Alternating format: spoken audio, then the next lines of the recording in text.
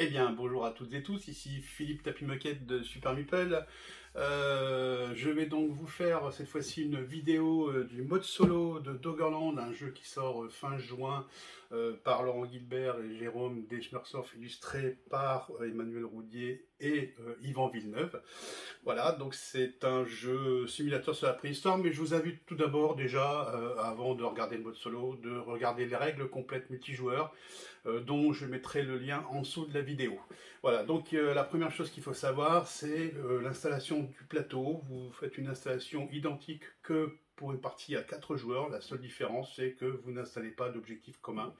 Hein, mais sinon, vous faites une installation comme pour 4 joueurs et vous mettez simplement votre village. Mais je vais vous expliquer tout ça dans le détail.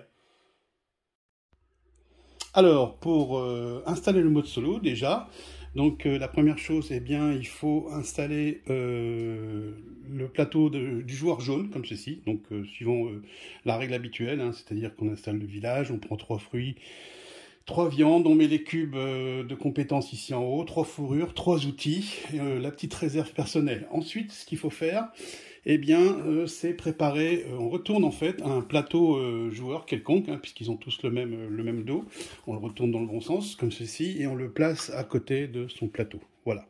Donc ça va être le plateau qui va gérer le mode solo, bien entendu, et aussi les 3 clans. Ce qu'on fait également ensuite, c'est qu'on prend les cartes du mode solo, il y en a 30 comme ceci, on les bat, voilà, et vous en prenez 8 au hasard. 1, 2, 3, 4, 5, 6, 7 et 8, d'accord, et ça comprendra aux différentes manches du jeu. Donc il y aura une carte par manche, donc vous doutez bien que chaque partie solo sera plus ou moins différente avec ces cartes-là. On les place ici en réserve. Vous prenez ensuite la chamane bleue et la chamane rouge que vous mettez de côté pour l'instant.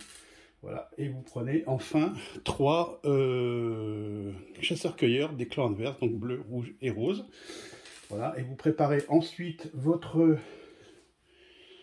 2 pions ici blancs de côté qui serviront peut-être ou pas pour certaines cartes du mode solo. Voilà, et enfin on a une petite tuile ici qui viendra sur une action Schneemann que je vais vous montrer après un peu plus loin. Voilà, donc quand ça c'est fait, vous êtes prêt à jouer le mode solo quasiment. Donc vous allez pouvoir démarrer, donc il y a des petites installations à faire sur le plateau. Alors pour l'installation sur le plateau, la première chose c'est que vous allez vous référer au dos des cartes du mode solo que vous avez choisi. Donc on regarde seulement la première carte, hein, les autres en dessous ça n'a pas d'importance. Et vous allez devoir installer les clans adverses par rapport à votre village. Donc je vous rappelle que, suivant la règle habituelle, vous avez, alors vous regarderez le lien en dessous, hein, vous avez déjà installé le départ ici, et bien entendu, comme vous êtes en mode solo, il n'y a qu'un seul village, le vôtre. Voilà, et comme la carte ici présentait justement une installation particulière, ici, vous avez installé les 3 clans adverses de cette manière. Donc, c'est-à-dire, par exemple, ici, eh bien, je vais mettre le personnage bleu, le rouge ici se trouve à gauche, et enfin, le rose ici au milieu, comme indiqué sur la carte ici. Donc on peut ranger la carte pour l'instant. Voilà, et du coup, qu'est-ce qui se passe dès qu'ils arrivent? Eh bien, et ça sera toujours ça, chaque fois qu'ils arriveront sur une tuile, à un endroit, eh bien, ils épuisent directement les ressources de cette tuile. Donc ici, hop, je mets un jeton d'épuisement. Donc ici, j'ai plus accès à cette ressource-là. Et là, c'est pareil, il vient épuiser le bois qui se trouvait ici. Et quand il y a un animal, non seulement il tue l'animal, et s'il y avait une ressource derrière, il l'épuise aussi. Donc il ne faut pas oublier de faire les deux, hein, cette fois-ci. Donc par exemple, si par exemple l'animal était ici et que le personnage arrivait là, eh bien non seulement il tue l'animal, mais il épuise la ressource. Voilà. Donc hop, qu'est-ce qui se passe avec les animaux qui ont été épuisés? Eh bien, il a également une mémoire collective, vous voyez, elle est un peu plus grande que celle que vous avez sur votre plateau individuel. Donc vous placez l'animal directement complètement à droite ici. Voilà, on verra qu'on le place sur certaines conditions, je ne vais pas rentrer dans le détail dans cette vidéo, hein, mais en gros, si par exemple toute la fresque a été révélée et qu'il a chassé un renne, et qu'il n'y a plus de rennes disponibles sur la fresque, eh bien on ne le met pas ici dans la mémoire collective, parce que justement il n'a plus d'intérêt à le garder. Voilà, donc il va plutôt laisser de la place à d'autres animaux. Ok ? Voilà. Alors ensuite, suivant la difficulté, vous allez, parce que le mode solo est un peu différent du mode classique, vous allez devoir, cette fois-ci, en 8 manches, résoudre plusieurs objectifs. Donc les objectifs, on marche plus au point. Donc les objectifs vont venir s'installer ici en haut du plateau, suivant la difficulté. Donc, comme c'est indiqué ici, si vous êtes en difficulté facile, donc il y en aura 1, 2, 3, 4, 5, 6 objectifs, et il faudra en faire 4 sur les 6. Si vous êtes en difficulté moyenne, eh ben, il y aura 7 objectifs et il faut en faire 5. Et si vous êtes en difficile, eh bien, il faut installer 8 objectifs et vous devez en réussir 6. Donc, par exemple, ici, eh bien, ce sont ces tuiles-ci qu'il faut prendre. Hein. C'est celles qui sont avec un fond marron, au lieu de celles qui sont là-bas en fond vert en mode multiple. Et vous les installez ici, comme ceci. Voilà, donc, premier objectif, eh bien, ça veut dire que je vais devoir faire 4 habitats VIP, des huttes à 3 points. Ici, je vais devoir faire 2 mégalithes sur les 3. Ici, je vais devoir chasser 9 animaux. Ici, je vais devoir augmenter toutes mes compétences, c'est-à-dire les cubes qu'on a ici, au maximum. Voilà. Ici, allez, on continue, hein. On n'a pas peur. Ici, je vais devoir faire 4 tuiles artisanat qui représentent des colliers. Alors, la différence, hein, je vous le montre tout de suite. Ça, ici, c'est une statuette. Voilà. Et ça, c'est un collier. Voilà. OK. Ici, vous allez devoir faire 5 actions chaman. Donc, comme je joue en 8 manches, ça veut dire que j'ai le droit qu'à 3 manches où je ne le fais pas. Voilà, si je veux réussir l'objectif, hein, bien sûr. Ici, qu'est-ce que c'est? Eh bien, je vais devoir peindre 3 animaux de saison froide, c'est-à-dire des bisons et des mammouths. Voilà, désolé si c'est un petit reflet. Et ici, eh bien, je vais devoir avoir 10 membres dans mon clan. Alors, sachant que j'en ai 6 au départ, c'est peut-être un des objectifs les moins difficiles. J'en profite pour parler de cet objectif-ci, qui a un petit symbole ici, qui veut dire que si vous sortez celui-ci en même temps, ils sont pas là tous les deux en même temps, c'est pas possible.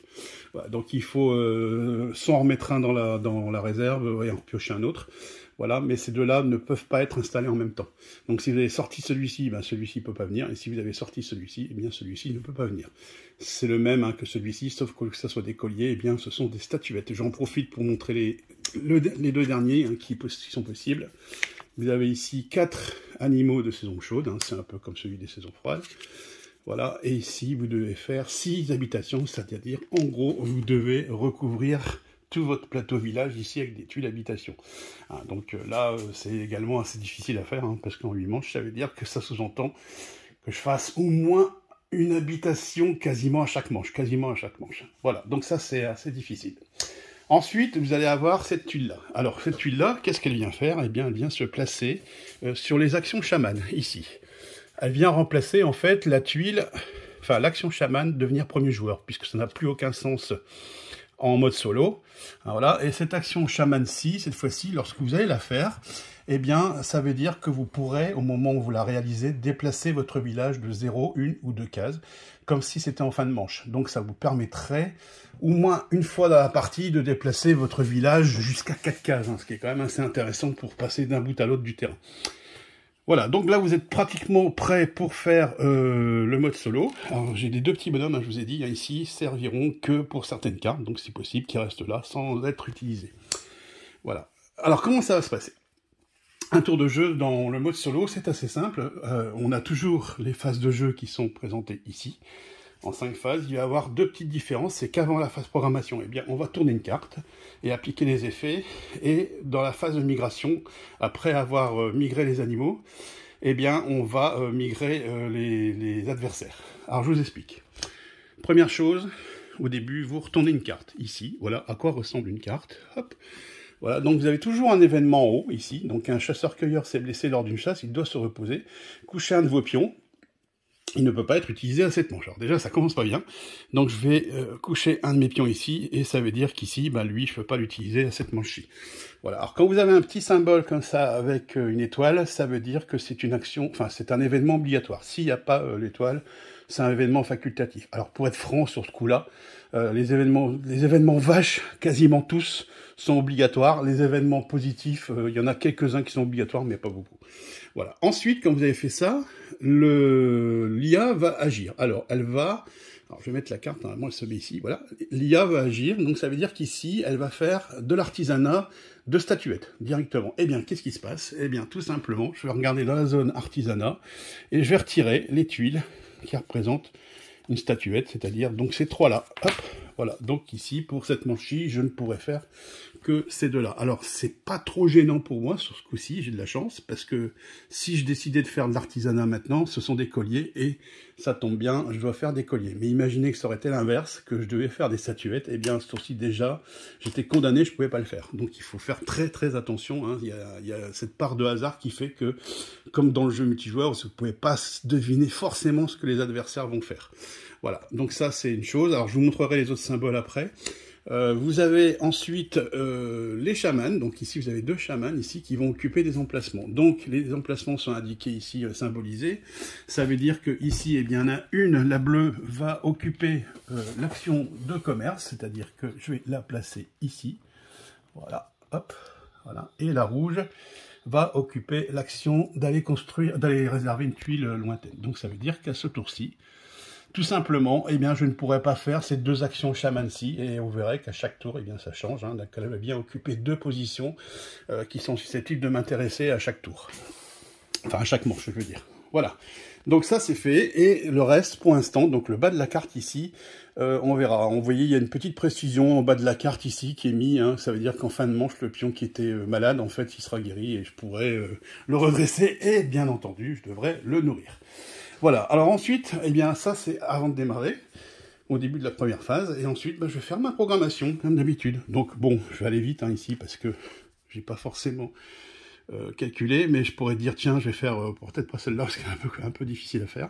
Voilà, je vais dire, tiens, je vais faire ici de l'artisanat, tout de suite. Alors du coup, il faudra un os que je n'ai pas, donc j'ai l'intention d'aller chasser le cheval qui se trouve là-bas. Voilà, ce qui sera bien parce que justement j'aurai de quoi manger et j'aurai un os. Voilà. Ensuite, je peux décider, par exemple, de faire une habitation. Hein, donc, alors il faudrait que je calcule, hein, bien entendu, mais je vais avoir de la fourrure, j'ai des outils un petit peu. Fourrure, outils, donc outils c'est bien, je vais peut-être faire un habitat, hein, donc je vais faire un habitat, il faudra une pierre, un bois, donc il faut que je calcule, donc ici voilà, j'ai décidé de faire un habitat, ici, voilà, et je paye bien entendu un outil, hop, ça c'est fait, voilà, ensuite je peux dire, bah tiens, je vais aller chercher de la pierre, justement, je vais aller là, voilà, et pour mon habitat, il me faudra aussi du bois, je vais aller chercher du bois ici, voilà, donc j'ai fait ma programmation, donc ça c'est fait, ensuite, eh bien, phase 2, on passe en phase 2, hop, voilà. Et là, je rajoute des nouvelles tuiles terrain, comme d'habitude. Donc, je vous rappelle que si vous avez suivi la vidéo de la règle complète, que je vous conseille de regarder avant, on place des tuiles ici, sur ce que les personnages voient. Donc ici, je vais placer ici, ici, ici, ici. Pour l'instant, ça se présente pas trop mal. Voilà, on utilise toutes les tuiles, hein, en mode solo. Voilà. Et eux, ils comptent aussi. Donc, j'en mets une ici. Une ici. Voilà, je vais encore en avoir 3 à mettre. Ici. Ici. Ah, voilà, c'est la zone de coquillage, un grand étang. Voilà. Et ici. Voilà. Donc ça, c'est fait. J'ai fait ma phase 2, tout simplement, comme d'habitude. Voilà. Ensuite, je vais passer en phase de résolution. Donc c'est toujours pareil, hein, c'est la même méthode que pour la règle complète. Donc je vais aller vite, hein, je vais prendre ma chamane ici, je vais récupérer 2 pierres, je vais reprendre, je vais tuer le cheval ici, que je vais mettre dans ma mémoire collective qui va venir ici. Voilà, je récupère mes bonshommes, je vais récupérer ce que ça me rapporte, donc j'ai de la viande. Voilà. La boîte est un petit peu loin, je vais aller chercher. Voilà, comme ça je vais la mettre à côté de moi, ce sera plus simple. Alors, pour le cheval, j'ai donc 2 viandes. Hop, que je mets ici sur mon plateau. J'ai un os, que j'ai à mettre ici. Voilà, pardon. Hop. Et j'ai également... Ah non, c'est pas 2 viandes, pardon, c'est une. Du calme. Et j'ai également 2 fourrures, c'est 2 fourrures que j'ai. Voilà. Ensuite, je vais récupérer mon bois. Hop, je récupère mon petit bonhomme. Et j'ai donc ici 2 bois, puisque j'étais sur une tuile pour le bois. Voilà, et bien entendu, j'oublie pas d'épuiser toutes les tuiles que j'ai utilisées. Donc ici, eh bien, je vais devoir épuiser mon bois ici, et la pierre ici. Voilà, donc ça, c'est fait. Alors, en mode solo, on épuise en direct, c'est-à-dire que les tuiles s'épuisent en une seule fois et je ne vais pas y retourner tout de suite. Donc vous imaginez bien qu'il va falloir migrer assez vite dans ce jeu-là, en mode solo, et essayer de bien tout optimiser parce que les ressources vont disparaître extrêmement vite. Voilà, et je fais mon habitat. Donc mon habitat, je vais prendre celui-ci, hop, que je vais placer là. Donc je prends une pierre et un bois, ça c'est fait. Voilà, hop. Voilà, donc j'ai un petit habitat qui a été construit ici. Voilà, et je fais ma tuile artisanale, et j'ai mal calculé, bon, je suis allé un peu vite, hein, mais il m'aurait fallu une pierre supplémentaire que je n'ai pas, hein, donc on va imaginer que j'aurais dû laisser tomber une des actions.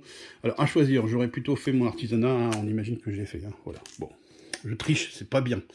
Voilà, allez, non, je triche pas, je vais enlever ça, voilà, j'ai pas fait, j'ai abandonné cette action-là, tant pis.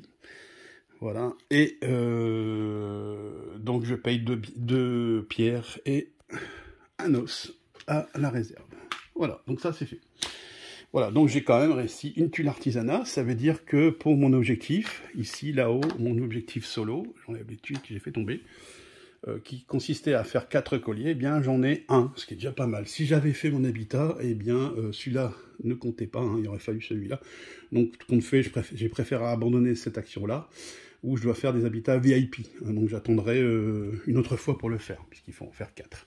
En fait, j'étais dans l'idée de faire un habitat pour avoir rapidement des bébés et faire plus d'actions.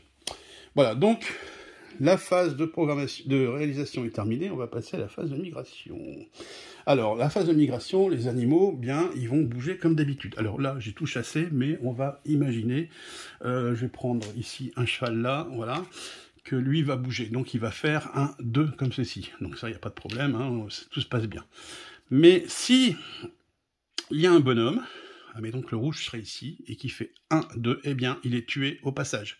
Donc il sera rajouté ici à la mémoire collective. En fait, s'il croise ou s'arrête sur une tuile où il y a un ennemi, il est forcément chassé. Voilà, donc alors, attention, faut prévoir plus ou moins ça. Ok, donc là, on va imaginer que l'animal n'a rien et que je ne l'avais pas chassé. Ok.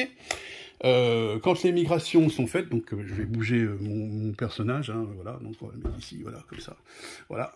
Et puis ensuite, bien, toujours dans cette phase-là, c'est là où on va faire le bas de la carte qui se trouve ici. Donc le rouge va bouger à droite de 4 cases, 4 tuiles, le rose vers le bas de 4 tuiles, et le bleu vers le haut de 2 tuiles. Voilà, donc pour bien vous montrer, je vais remettre le cheval là pour vous montrer ce qui se passe. Alors, donc le rouge va faire 4 cases à droite, donc il va faire 1, 2, 3, là il peut pas, donc il réapparaît de l'autre côté. Et là, hop, il épuise directement la tuile en arrivant. S'il y avait eu un animal sur son chemin, il le chassait, en passant par lui ou en arrivant sur la tuile. Voilà, donc le rose on a dit 4 vers le bas, donc il va faire 1, 2, 3, 4. Là, il ne peut pas venir parce qu'il y a mon clan, donc on respecte les règles d'unicité de couleur sur une tuile, donc il va faire une case de plus. Voilà, et s'il y avait eu un renne ici, ben, il le tuait aussi, voilà, ou au passage. Et le bleu, eh bien, il fait 2 cases vers le haut, donc il va faire 1, 2, et il tue l'animal ici, direct, qui vient donc dans la mémoire collective de l'IA. Voilà, et donc ici, on fait la phase fin de manche habituelle, c'est-à-dire que, je ne vais pas tout redire tout de suite dans le détail, enfin si, allez, il faut que je nourrisse mon clan, hein, donc ici, il consomme 3 viandes, voilà, je retire mes 3 viandes, je retire aussi le dos de la caméra, je déplace ma nourriture vers la droite, hein. Si j'avais des bébés, je les remontais ici plus haut, ensuite, eh bien, je regarde si je valide des objectifs, alors ça, en mode solo, c'est ici que je vais regarder si je vais valider. Si j'ai validé, eh bien, je serai la possibilité de mettre un joli cube sur mon objectif. Youpi! Donc là, c'est pas le cas, hein, donc je ne le mets pas. Voilà. Ensuite, je remets des animaux correspondants. Je fais avancer la saison. Je mets des animaux qui correspondent. Donc, j'ai avancé la saison ici, là-bas. Je passe en deuxième manche. Je vais mettre des animaux qui correspondent à la saison. Donc ici, un mammouth. Voilà. Donc, je suis en saison froide. Voilà, ensuite, je retourne une tuile fresque ici, là-bas au bout, comme ceci. Voilà, ensuite, je complète la zone d'artisanat avec des nouvelles tuiles. Donc là, il y en a eu 4 qui sont parties, donc il y a un beau renouvellement. Si jamais il n'y en a plus, vous remélangez celles qui ont été défaussées par le joueur IA, voilà, et vous refaites une réserve. Voilà, waouh, ah, ça va, il y en a 2 faciles quand même, sinon j'étais... Après, c'est bien hein, d'avoir des tuiles comme ça, mais comme ce jeu-là ne compte pas de points, autant que je fasse plutôt des tuiles où il y a moins de ressources. Par contre, je vais faire des colliers, donc je vais me retrouver avec ça à faire. J'ai peut-être plutôt intérêt à attendre que l'IA peut-être les élimine pour me les remplacer. On verra après. Voilà, donc faut pas que je tarde trop non plus. Ou alors, je fais une chasse au mammouth, hein, et puis avec une chasse au mammouth, je pourrais faire ça, hein, ce qui peut être sympa. C'est peut-être ce que je vais faire d'ailleurs. Prochainement, je compris. Voilà, donc ça, c'est... et puis je serai tranquille en nourriture, en plus, avec ça. Voilà, donc je donne déjà mes tactiques, hein, vous voyez, je suis déjà pris dans le truc. Voilà comment ça se passe, et puis après, je peux déplacer mon village. Hein, donc si je me rappelle que si j'avais fait l'action chaman, j'aurais pu le déplacer là-bas une fois de plus. Alors comme j'avais dit que j'essaierais de toucher le mammouth, le problème c'est que là, j'ai pas assez de distance pour me déplacer et réserver le mammouth. Par contre, le mammouth va monter ici, donc je me dis qu'avec un peu de chance, il viendra pas le tuer.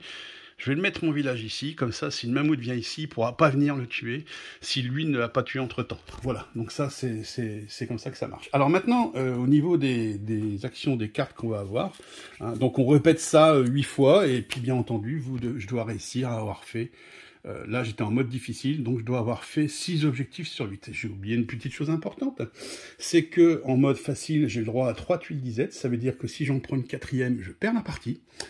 Donc attention à la nourriture. En mode moyen, je n'ai le droit qu'à 2 tuiles disette. Donc si j'en fais une 3e, je perds la partie. Et en mode difficile, je n'ai le droit qu'à une seule tuile disette. Donc autant dire que les flux sont extrêmement tendus. Et c'est pour ça que je parlais de la chasse au mammouth. Alors, qu'est-ce qu'on peut avoir ici? Donc on a vu qu'il pouvait, sur ma première carte, faire l'artisanat de statuettes. Voilà, donc du coup, je laissais tomber certainement ce que j'avais prévu, hein, mais parce qu'ici, la prochaine, vous voyez, il faisait un artisanat de collier, donc il m'enlevait les tuiles collier ici. Voilà, qu'est-ce qu'on peut avoir d'autre? Statuette, à nouveau. Là, c'est peindre la fresque. Donc ici, comment ça se passe? Eh bien, je regarde justement tous les animaux qui sont ici, donc je vais mettre de côté pour qu'on voit un peu mieux. On a un cheval et un renne, eh bien, l'IA va prendre ici la place d'un cheval, donc on prend des cubes d'une couleur, hein, peu importe, voilà, et de un renne. Alors, peu importe l'endroit où on place pour les points, les lignes, vous savez, là, les majorités, ça ne compte plus, puisque de toute façon, on ne compte plus les points. Donc, il va venir commencer à prendre de la place rapidement ici, s'il y a beaucoup d'animaux dans les mémoires collectives, ce qui peut arriver, parce que je vous rappelle que quand ils passent par un animal, ou qu'un animal passe par eux, ou qu'ils arrivent sur une tuile animale, ils le tuent. Donc, ça peut faire des fois 5 cubes d'un coup. Hein. Voilà, donc attention. Là, donc encore peindre, ici c'est les colliers, ici c'est les statuettes, je vais regarder les autres cartes, donc là j'aurais eu de la chance, hein, j'aurais pas été trop embêté sur certaines choses, voilà, mais de toute façon on a surtout de l'artisanat, hein, je crois de mémoire, ouais c'est ça, on a seulement ces 3 actions-là, possibles par la part de l'IA. Par contre ce qui va changer, effectivement, ce sont les emplacements de la chamane qui peuvent me bloquer aussi à chaque fois.